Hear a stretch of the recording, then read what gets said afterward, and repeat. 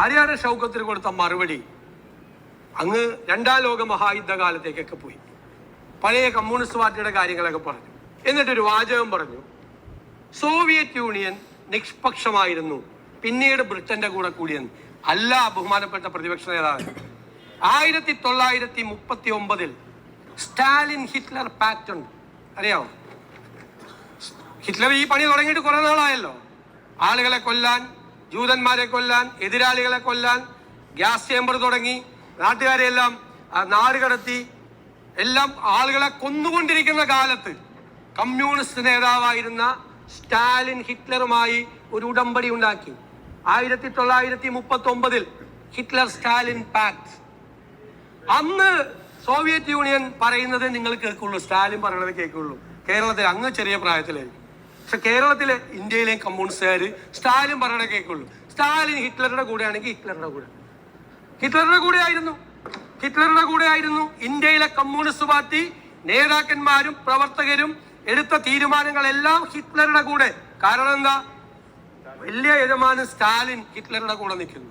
പിന്നെ ഹിറ്റ്ലർക്ക് ഈ സ്ഥിരതയില്ലാത്തതുകൊണ്ട് അറിയാലോ, ഹിറ്റ്ലറുടെ സ്വഭാവം അറിയാമല്ലോ. 41 ആയപ്പോ ഹിറ്റ്ലർ കയറി റഷ്യ ആക്രമിച്ചു, മോസ്കോ ആക്രമിച്ചു. അതാണ് അപ്പോഴാണ് സോവിയറ്റ് യൂണിയൻ നിഷ്പക്ഷ നിലപാടല്ല, ഹിറ്റ്ലറുടെ കൂടെ ഉണ്ടായിരുന്ന നിലപാട് മാറ്റി നേരെ ഇപ്പുറത്ത് ഈ അലയൻസിന്റെ കൂടെ കൂടുന്നത്. അപ്പൊ നിങ്ങൾ മാറി, അത് കറക്റ്റാണ്. അപ്പൊ മാറി. സ്റ്റാലിൻ മാറിക്കഴിഞ്ഞാൽ പിന്നെ മാറാതിരിക്കാൻ പറ്റുമോ? അവിടെ മഴ പെയ്താൽ ഇവിടെ കൊടപിടിച്ച് കിടക്കുന്ന ആളല്ല. മോസ്കോയില് മഴ പെയ്താൽ തിരുവനന്തപുരത്ത് കൊടപിടിച്ച് കിടക്കുന്ന കമ്മ്യൂണിസ്റ്റുകാരാ. വളരെ നിർണായകമായ ഒരു നിലപാടായിരുന്നു അത്. അങ്ങതിനെ മറ്റൊരു രീതിയിൽ അവതരിപ്പിക്കുകയാണ്. സോവിയറ്റ് യൂണിയൻ ഉദയം ചെയ്തിട്ട് കുറച്ച് കാലമേ ആയിട്ടുള്ളൂ. ആ ഘട്ടത്തിൽ ഒരാക്രമണം സോവിയറ്റ് യൂണിയന് നേരെ വന്നാൽ അത് പിടിച്ചു നിൽക്കാനുള്ള വിഷമം അന്ന് സോവിയറ്റ് യൂണിയനുണ്ട്.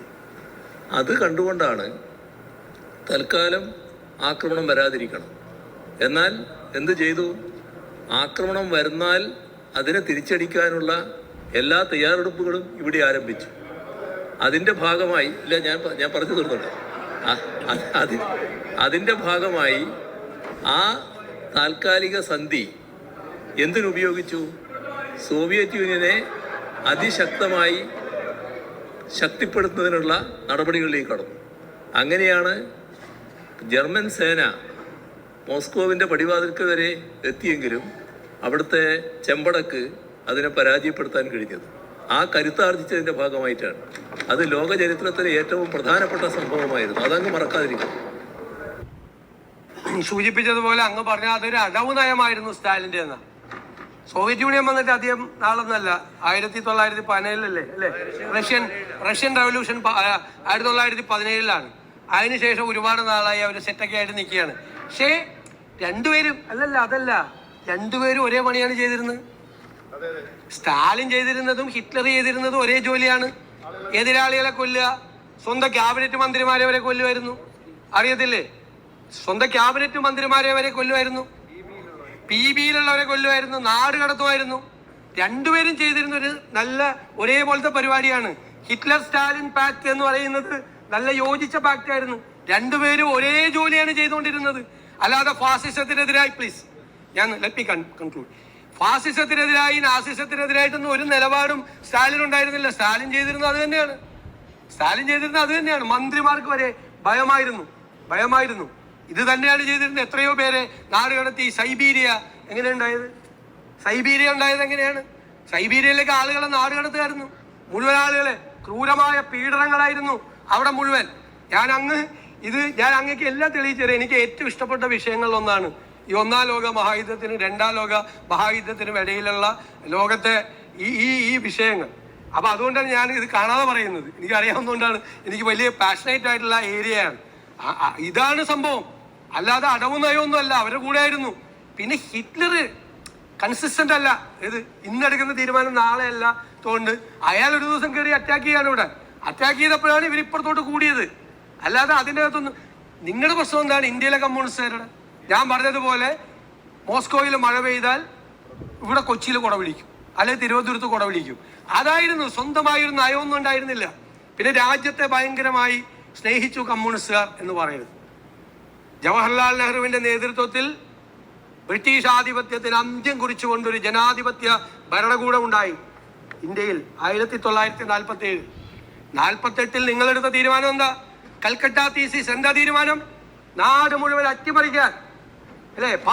പാവപ്പെട്ടവൻ സഞ്ചരിച്ചിരുന്ന ട്രെയിനുകൾ അട്ടിമറിക്കാൻ, ബോംബ് വെച്ച് അട്ടിമറിക്കാൻ, സായുധ വിപ്ലവം നടത്തി ജനാധിപത്യ രീതിയിൽ അധികാരത്തിൽ വരുന്ന ഒരു ഗവൺമെന്റിനെ ഇല്ലായ്മ ചെയ്യാൻ കൽക്കട്ട തീസിസ് നടപ്പാക്കി രാജ്യം മുഴുവൻ അക്രമം അഴിച്ചുവിട്ട് സ്വതന്ത്ര ഇന്ത്യയുടെ ബാലാരിഷ്ടതകളിൽ നിന്ന് വിങ്ങുമ്പോൾ ഒരു 2 നേരം പോലും ഭക്ഷണം കൊടുക്കാൻ നിവർത്തിയില്ലാതെ ബ്രിട്ടീഷുകാർ ചവിട്ടിമെതിച്ച ഒരു രാജ്യത്ത് അവർക്ക് ഒരു നേരത്തെ ഭക്ഷണം കൊടുക്കാൻ ലോകത്തിന്റെ മുന്നിൽ ഭിക്ഷാപാത്രവുമായി പണ്ഡിറ്റ് ജവഹർലാൽ നെഹ്റു കൈ നീട്ടി നിൽക്കുമ്പോൾ PL-480 എന്ന് പറയുന്ന ധാന്യം വരുന്ന കപ്പലുകൾക്ക് വേണ്ടി ഈ രാജ്യം കാത്തിരിക്കുമ്പോൾ, പാവപ്പെട്ടവന് ഭക്ഷണം കൊടുക്കാൻ പ്രയാസപ്പെടുമ്പോൾ, വിദ്യാഭ്യാസം കൊടുക്കാൻ, ആരോഗ്യം കൊടുക്കാൻ പ്രയാസപ്പെടുന്ന ഒരു കാലത്ത്, കഷ്ടപ്പെടുന്ന ഒരു കാലത്ത് ഈ രാജ്യത്തെ തകർക്കാൻ ശ്രമിച്ച കമ്മ്യൂണിസ്റ്റ് പാരമ്പര്യത്തെ കുറിച്ച് ദയവേത് പറയും. അതാണ് കമ്മ്യൂണിസ്റ്റ് പാരമ്പര്യം, രാജ്യത്തെ തകർക്കാൻ ശ്രമിച്ചത്. ഞാൻ ദീർഘിപ്പിക്കുന്നില്ല സർ. മഹാത്മാഗാന്ധിയൊക്കെ അവര് ബ്രിട്ടീഷുകാരോട് പോരാടുമ്പോൾ തന്നെ കോൺഗ്രസിന് ഒരു ഐഡിയോളജി ഉണ്ട്. എന്താണ്? ഫാസിസത്തിനും നാസിസത്തിനും എതിരായിട്ടുള്ള ഒരു ഐഡിയോളജി. ബ്രിട്ടീഷ് മേൽക്കോയ്മയ്ക്കെതിരെ പോരാടുമ്പോൾ അത് അപകടകരമാണ് എന്ന് പറയുമ്പോൾ, സാമ്രാജ്യത്വം അപകടകരമാണ് എന്ന് പറയുമ്പോൾ, അതിനേക്കാൾ അപകടമാണ് ലോകത്ത് ഫാസിസം കൊടികുത്തി വാഴുന്നത്, ഫാസിസം ലോകത്ത് വളരുന്നത് ലോകത്തെ അപകടത്തിലേക്ക് എത്തിക്കും എന്ന് തിരിച്ചറിയാനുള്ള ബുദ്ധിശക്തി മഹാത്മാഗാന്ധിക്കും പണ്ഡിറ്റ് ജവഹർലാൽ നെഹ്റു ഉണ്ടായിരുന്നു. ലോകത്തെ പ്രത്യയ ശാസ്ത്രങ്ങളെ, ലോകത്തെ എല്ലാ ഇസങ്ങളെയും, ലോകത്തിന്റെ ചരിത്രത്തെ മുഴുവൻ കൈവെള്ളയിൽ ഒതുക്കി അറിയാമായിരുന്ന നേതാക്കളായിരുന്നത് കൊണ്ടാണ് അവർ ഏറ്റവും സുചിന്തിതമായ തീരുമാനം, അഭിമാനകരമായ തീരുമാനം എടുത്തത് എന്ന് മാത്രം ഓർപ്പിക്കുന്നു. മലബാർ കലാപത്തിൽ ഒറ്റുകാരായിരുന്നില്ല കോൺഗ്രസ്സുകാർ. മലബാർ കലാപത്തിന് നേതൃത്വം കൊടുത്ത കോൺഗ്രസ് നേതാക്കന്മാരുടെ പേര് ഞാനിവിടെ എണ്ണി പറയാം. അബ്ദുറഹ്മാൻ സാഹിബ് ഉൾപ്പെടെയുള്ള ആളുകളുടെ പേരുകൾ, കേളപ്പജി ഉൾപ്പെടെയുള്ള ആളുകളുടെ പേരുകൾ, അവിടെ നാരായണ മേനോൻ ഉൾപ്പെടെയുള്ള നിരവധി നേതാക്കളുടെ പേരുകൾ, ആൻഡമാനിലേക്ക് നാട് കടത്തപ്പെട്ട കോൺഗ്രസുകാരുടെ പേരുകൾ പറയാം. ആ മലബാർ കലാപത്തിന് നേതൃത്വം കൊടുത്ത അവരെ ചേർത്ത് പിടിച്ച കോൺഗ്രസ് നേതാക്കന്മാർ ഒറ്റുകാരായിരുന്നില്ല സാറേ. അവര് ഒറ്റുകാരായിരുന്നില്ല. അവർ ഒറ്റുകാര് ഈ സ്റ്റാലിൻ ഹിറ്റ്ലർ പാക്ട് നടക്കുന്ന കാലത്ത്, ക്വിറ്റ് ഇന്ത്യ സമരകാലത്ത് കോൺഗ്രസ് നേതാക്കന്മാർ ഒളിച്ചിരിക്കുന്ന സ്ഥലം ഒറ്റിക്കൊടുക്കാൻ നടന്നിരുന്ന കമ്മ്യൂണിസ്റ്റുകാരായിരുന്നു.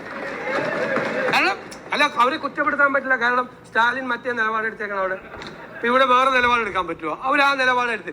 സർ, ഞാൻ അവസാനിപ്പിക്കുക.